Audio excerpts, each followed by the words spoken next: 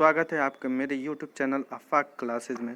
दोस्तों, अगर आप मेरे चैनल को सब्सक्राइब नहीं किए हैं तो प्लीज़ मेरे चैनल को सब्सक्राइब करें और साथ ही साथ बेल आइकन दबा दें ताकि आपको क्लास की नोटिफिकेशन समय से मिल जाए।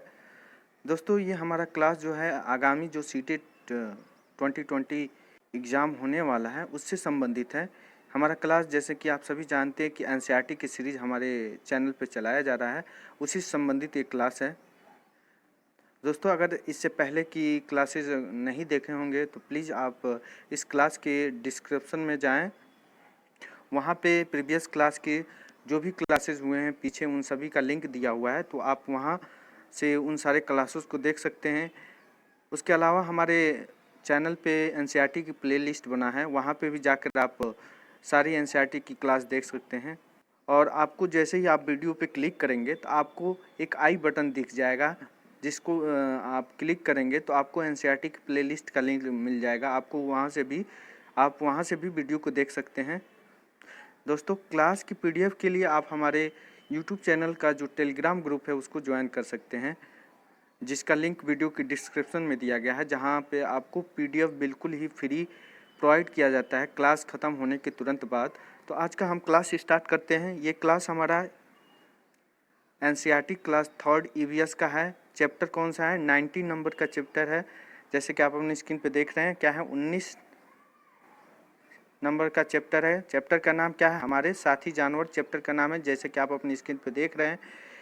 इस चैप्टर में जैसे कि नाम से दिख रहा है कि हमारे साथी जानवर, यानी जानवर जो है हमारे एक दोस्त की तरह होते हैं, इस पॉइंट में बताया गया है। जैसे कि ये इमेज आप देख रहे हैं आप स्क्रीन में, इसमें एक यही कहानी बताया गया है कि स्कूल में जब बच्चे पढ़ रहे थे कुछ, तो वहाँ पे एक चिड़िया पंखे से लड़ के गिर जाती है, जिसको चोट लग जाती है। तो वहाँ बच्चे जो होते हैं इस तरह देखिए, उस चिड़ियों को हाथ में ले लेते हैं और कुछ देर बाद उसको पानी उनी पिलाकर ऐसे सहलाते वहलाते हैं, तो उस कुछ देर बाद वो फिर से चिड़िया उड़ के चली जाती है। तो इस चीज़ में इस कहानी में बताया गया, जो इम्पोर्टेंट नहीं, बस थोड़ी बहुत आप जान ले कि इसका कहानी क्या है। तो हम देखते हैं कि हमारा मोस्ट इम्पॉर्टेंट पॉइंट क्या है।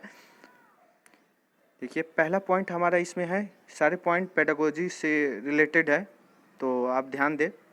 पहला पॉइंट क्या है? जानवरों की भावनाओं के बारे में चर्चा करने से बच्चे जानवरों के प्रति संवेदनशील हो सकते हैं। बहुत ही अच्छा पॉइंट है, इसको ध्यान दें। क्या कहा गया है कि जानवरों की जो भी भावना है उससे संबंधित बातें क्या है, बच्चों में क्या है, ज़्यादा से ज़्यादा चर्चा करना है। जानवरों की भावनाओं के बारे में बच्चों में क्या करना है, हमें ज़्यादा से ज़्यादा चर्चा करना है, ताकि बच्चे क्या हैं, जानवरों के प्रति संवेदनशील हो सकें। बच्चे जानवरों के प्रति क्या हो, संवेदनशील हो। इसके लिए क्या करना है हमको, जानवरों की जो भावनाएं हैं उनके बारे में बच्चे में ज़्यादा से ज़्यादा चर्चा करना है।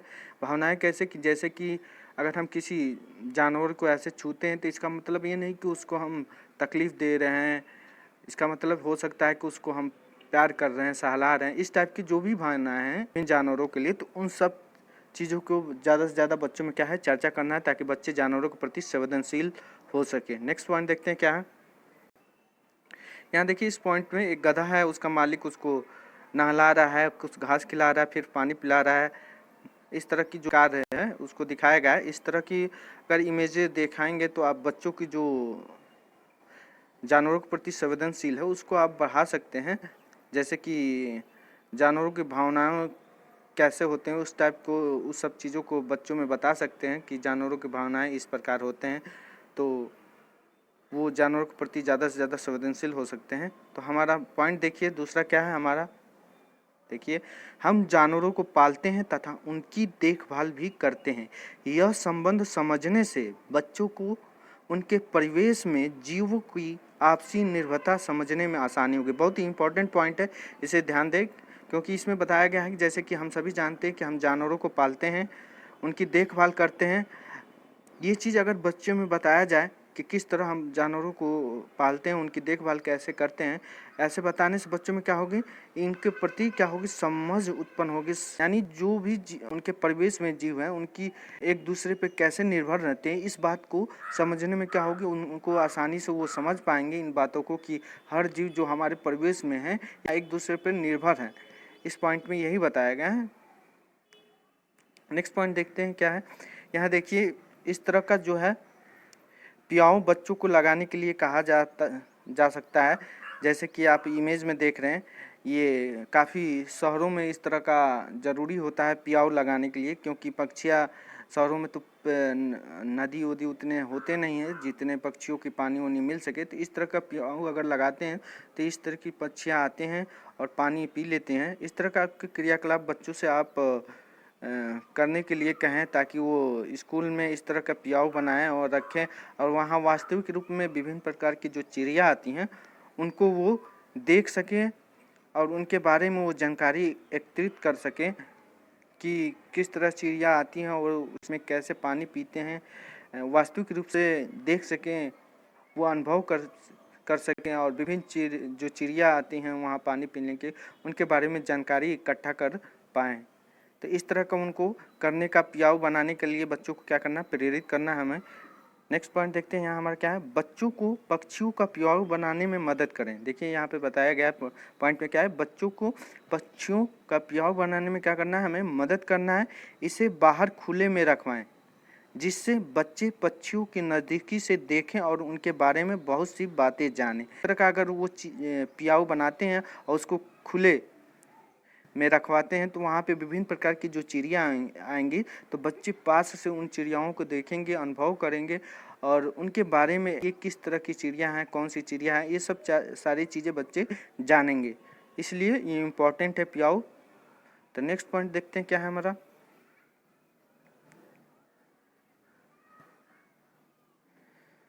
नेक्स्ट पॉइंट आप अपनी स्क्रीन पे देख रहे हैं, बच्चों से ही यह चर्चा की जा सकती है। क्या कह रहा है, बच्चों से यह चर्चा की जा सकती है कि पशु पक्षियों को छूने का अर्थ है उन्हें प्यार से सहलाना, ना कि उन्हें सताना।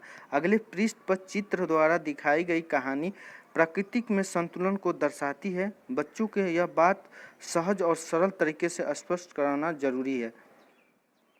यहाँ बताया है कि जैसे कि अभी ऊपर हमने डिस्कस किया है कि किसी चिड़िया को अगर हम ऐसे टच करते हैं या सहलाते हैं तो इसका मतलब ये नहीं कि हम उस चिड़िया को या जानवर को हम तंग कर रहे हैं या परेशान कर रहे हैं।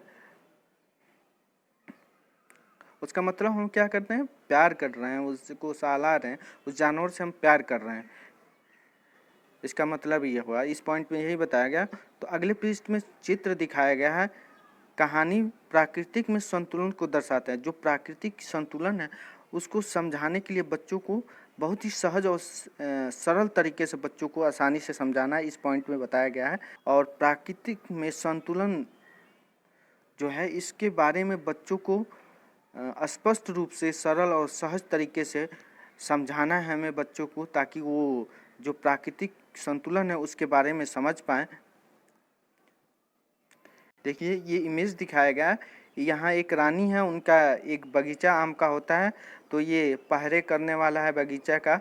तो इसमें यही कहानी बताया गया कि पहले साल में क्या है, जब आम लेकर आता है तो ये महारानी कहती है कि इतना कम आम कैसे है। तो ये जो पहरा बगीचा का करता है, जैसे कि आप इमेज में देख रहे हैं, ये बताता है कि पंछी जो थे वो बगीचे में आ जाते थे, तो इसलिए आमों की जो संख्या है वो कम हो गई। तो महारानी कही कि अगले बार से ध्यान देना कि कोई भी चिड़िया ना आए। तो जो ये है, जो पहरेदार है बगीचे का, वो कहता है कि जी महारानी मैं ध्यान दूंगा, अगले बार से ऐसा नहीं होगा। तो अगले साल क्या हुआ कि ऐसा क्या एक भी चिड़िया नहीं हुआ, तो क्या हुआ कि आम में क्या हुए, कीड़े हो गए।